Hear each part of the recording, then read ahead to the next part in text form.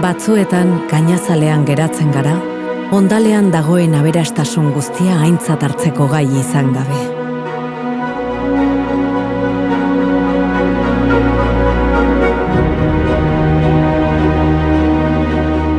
Zatozte, murgildu gaitezen. Sororitateari. Pertsonen arteko oreka justuari egindako kantuaz bete dezagun mundua. Haiek beti izan baitira isiltasunean indar, atsedenik gabeko borroka.